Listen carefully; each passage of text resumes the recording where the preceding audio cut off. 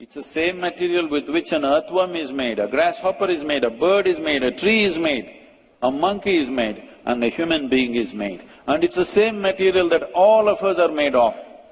But what have you turned it into? Have you made it into a fantastic possibility, or have you made it into a horrible problem in your life? This is in your hands. You have the material, same material. I am made of the same material as you are. Whoever you look up to, your Rama, Krishna, made of the same material or no? Yes or no? Same material.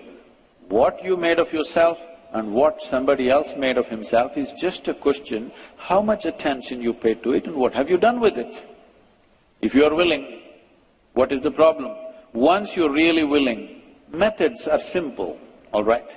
Methods are very simple because there's only one ingredient to fix, just you and you, nobody else but you. If you can't do this, rest of it is so accidental in your life, everything that you do is bound to be a miserable process because once in a way, when profits are declared in your company, you're happy on that day, but the 3 months that you went through is hell. No, that is not the way life needs to be structured. It is just that every moment of your life needs to be joyful. You don't have to practice this grave-looking face. You anyway will get there. Don't have any doubt about it, I'm assuring you. I'll bless you with a long life.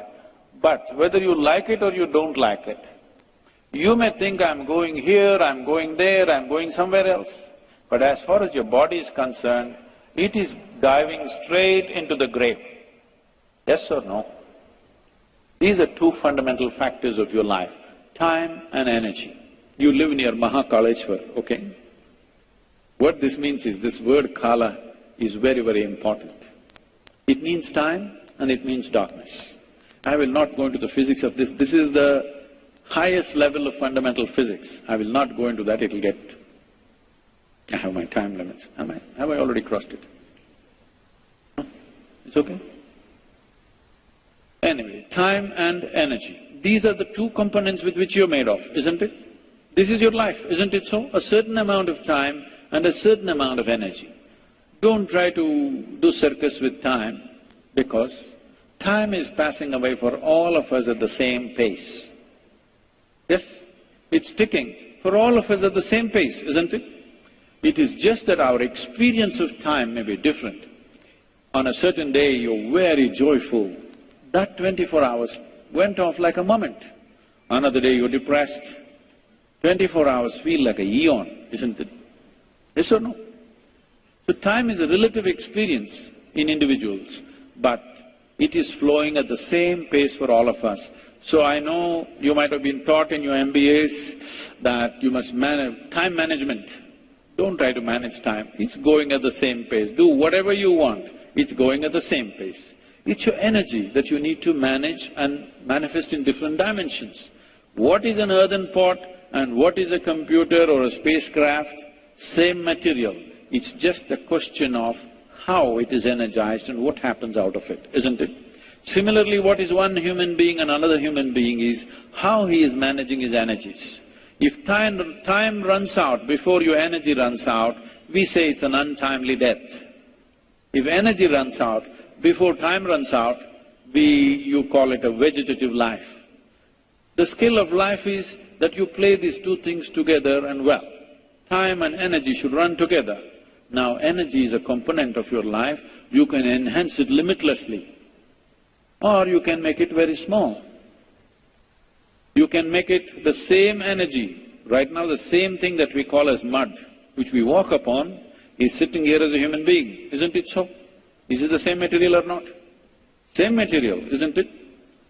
So, it is a certain energy. Because of the efficiency or the competence of a certain type of energy, that mud, which could have been a pot or an earthworm or an insect, today sitting here as a human being.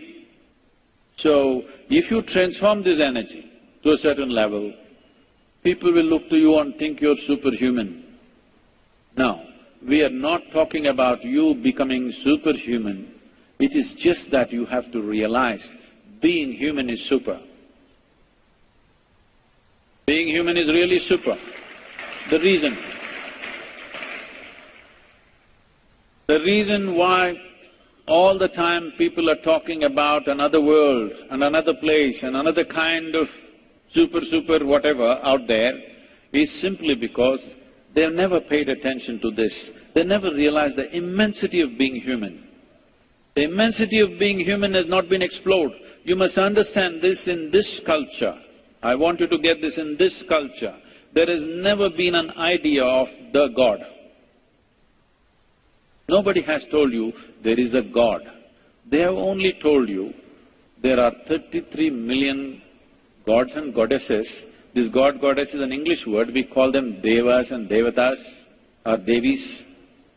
What a deva means is, if a human being excels beyond a certain limit which is considered normal, then immediately we say he's a deva. See, today many people, I see even in the media, people are referring to Sachin Tendulkar as a cricketing god. It may be absurd in modern Western context, but in India it's very normal. If somebody excels beyond a certain point, we say, okay, he's a deva. You know, he's risen himself beyond normal levels of competence. So he can be a music deva, it can be a cricket deva, it can be a business deva, it can be anybody. You know, Kubera is a deva. You know, he's just a businessman. So you can become a deva if you excel. They never told you there is a God up there and managing your life. You were always and always told, your life is your karma. Yes or no, you've forgotten this.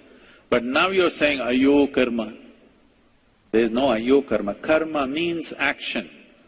Whose action? My action.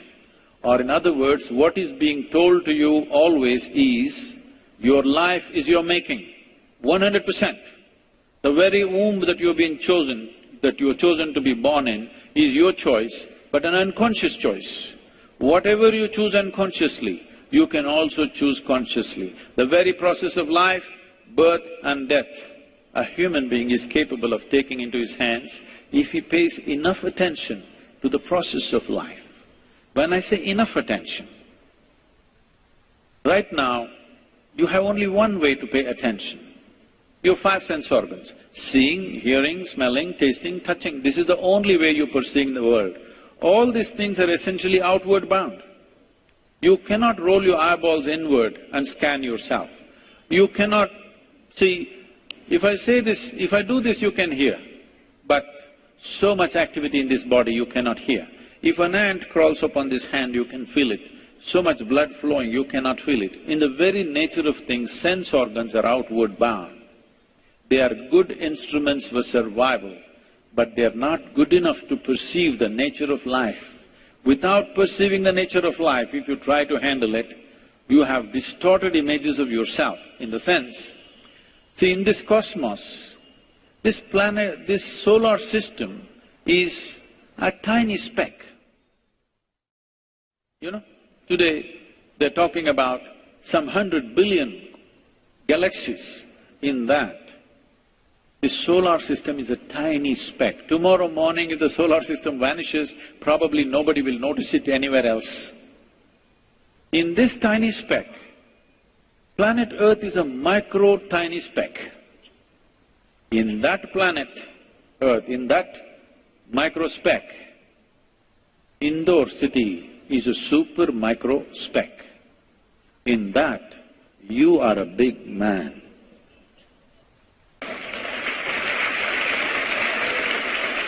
It's a very huge problem.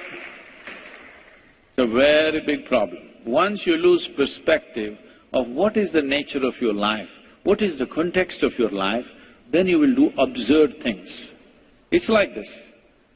Right now this vessel here, because this is my vessel, you know, I don't know whose vessel, I'll claim it for now. I think my vessel is 3 feet wide. Now if I want to lift this vessel, I'll go like this. It's a great way to handle this vessel, isn't it? Because my vessel, it's my vessel, it is 3 feet wide.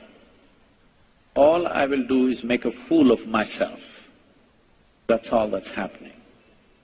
If you have exaggerated sense of who you are, you will never know what you are, what is the nature of who you are. See, the very nature of things, who you are is right now unfortunately identified with a few things that you've gathered, your body and the content of your mind and things around you.